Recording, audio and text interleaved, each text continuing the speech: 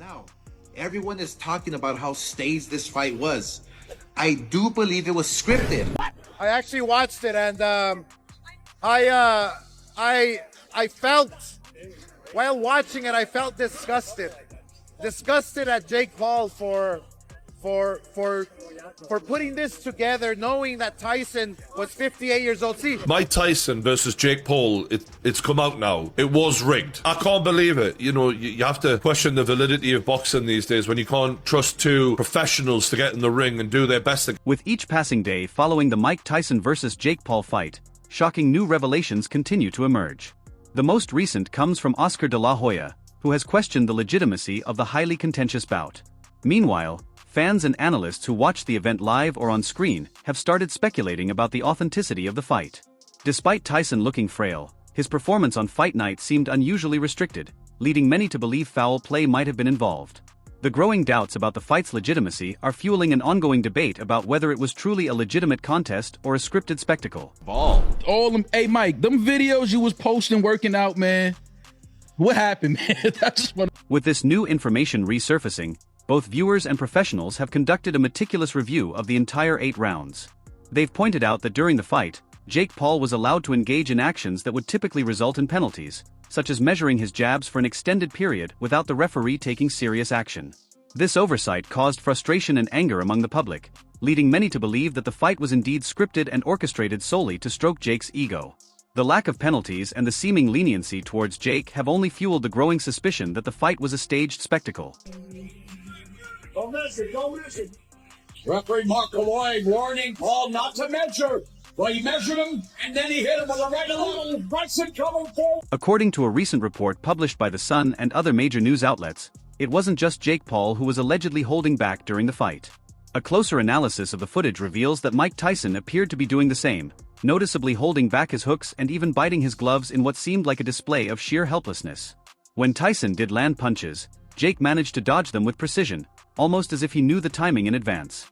This raised further suspicions that the fight was scripted, with a clear plan for both fighters to stretch the bout until the 6th round without inflicting any significant damage on each other. There was a clause in the contract that neither one of them that he can't get touched, that neither one of them can get knocked, that can knock each other out. Well, they're saying that there was clauses that it had to go at least 6 rounds, in order for Mike to get the full 20 million. There couldn't be. Mike couldn't throw uppercuts. They had like a three episode series, Tyson Paul on Netflix.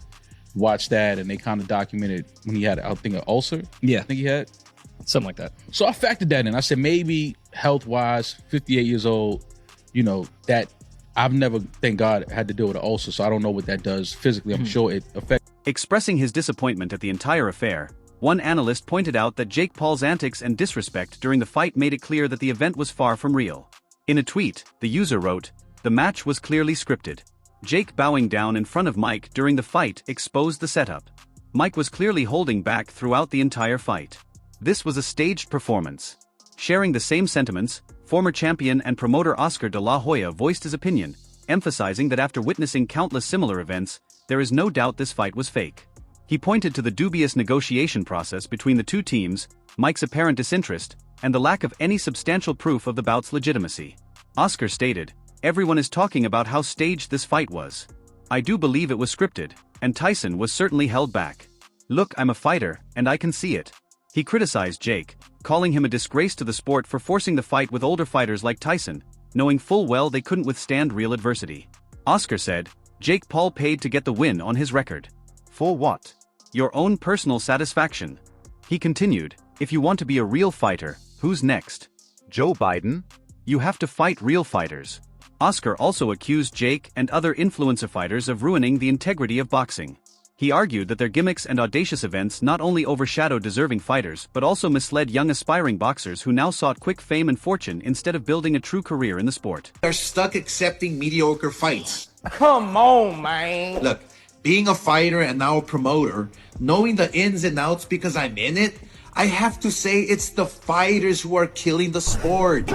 People try to blame the promoters or the managers, the trainers. No, it's the fighters. I was one, and I can tell you that if my camp urged me to fight someone, and I wanted to fight somebody else, we were going to fight who I wanted to fight. The fighters today don't think they're getting paid enough, or they're scared of taking an. Being someone with close ties to the 58-year-old fighter and immense respect for him, Oscar appeared almost emotional as he expressed his repulsion at the fight. He commented, "For a young fighter like Jake Paul, who is much more active and stronger than he used to be at the start of his career, to claim he's going to beat down an old legend to become the next best heavyweight fighter in the world is nothing but disrespectful and disgusting." Oscar's words reflected his deep disappointment, not just for the event itself but for what he saw as a disrespectful exploitation of Tyson's legacy.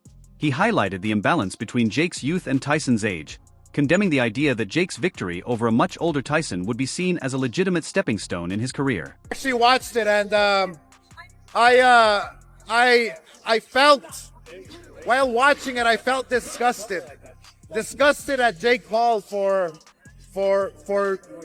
putting this together, knowing that Tyson was 58 years old. Challenging Jake Paul to a fight, Oscar called out Jake for a matchup against his fighter, Gilberto Ramirez, also known as Zurdo, who boasts an immaculate record of 47 wins and just 1 loss.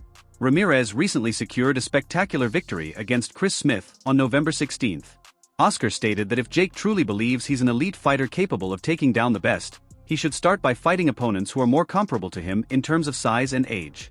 Oscar emphasized that taking on a fighter like Zurdo, who is in his prime, would be a real test of Jake's abilities, rather than exploiting older legends like Tyson for personal gain. But Jake Paul, hey, if you want to fight Zurdo right now,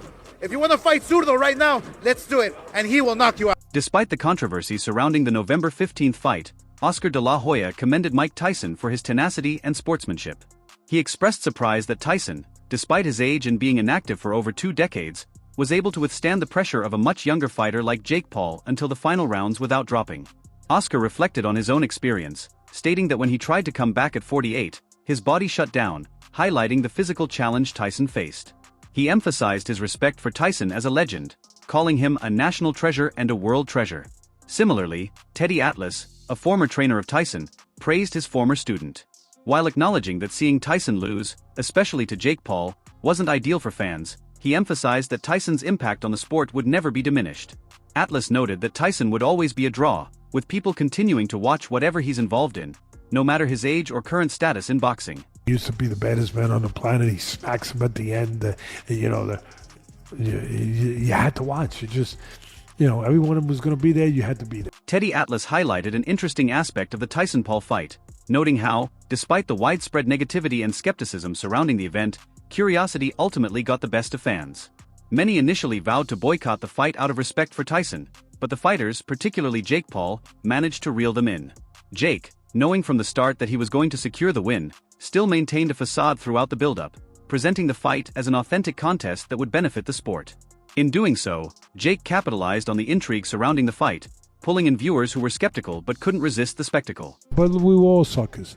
We were all part of it. We all bought in. And hey, look, we bought in, because we wanted to see. We wanted to see. They knew what they were doing. Smart stuff.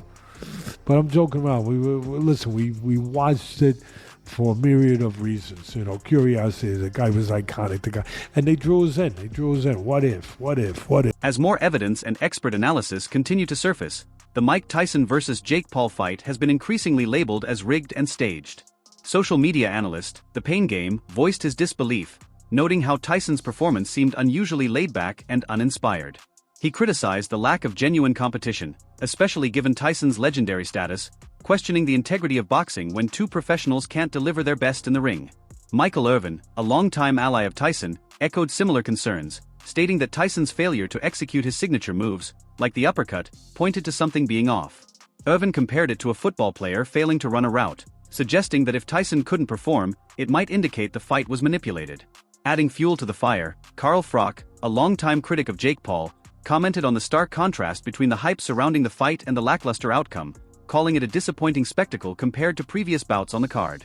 These voices, along with reports of restrictive clauses in the fight contract, are intensifying suspicions about the fight's legitimacy. A waste of time that was. And that's what this fight was.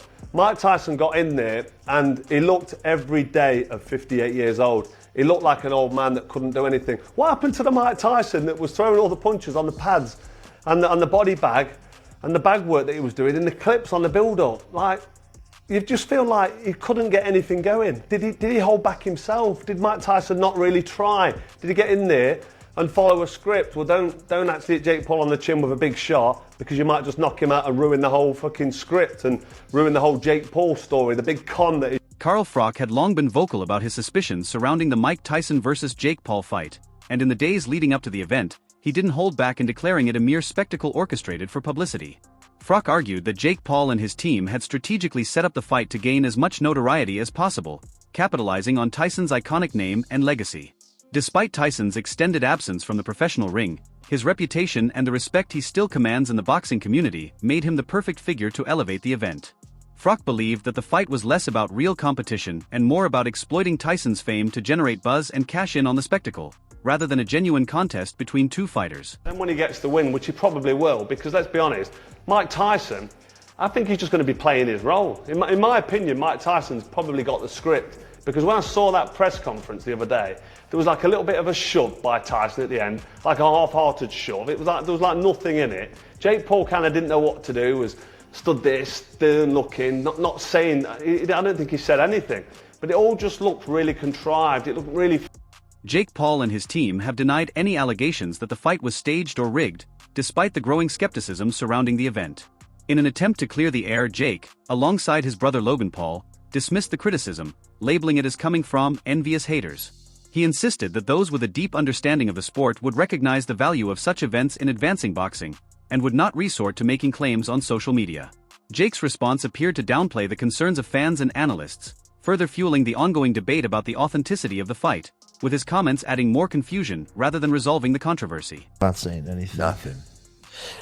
I don't need to say anything. You know, the people who understand the greatness of it and, you know, have their own lives and are happy with themselves, they're going to just show respect and show praise. It's the haters who are jealous and don't have anything going on in their sad and miserable lives, and they want to bring the whole event down and Mike down and me down and all of the... The controversy surrounding the Mike Tyson versus Jake Paul fight has generated significant debate, with various figures like Oscar de la Hoya and analysts questioning its legitimacy.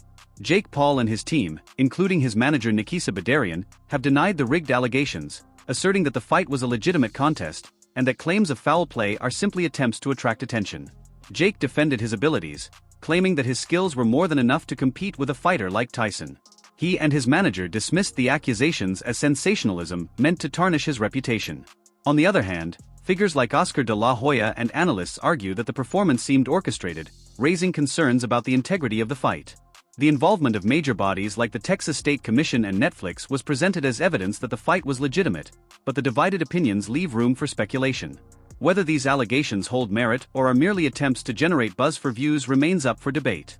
The controversy continues to spark widespread discussion on the state of boxing today.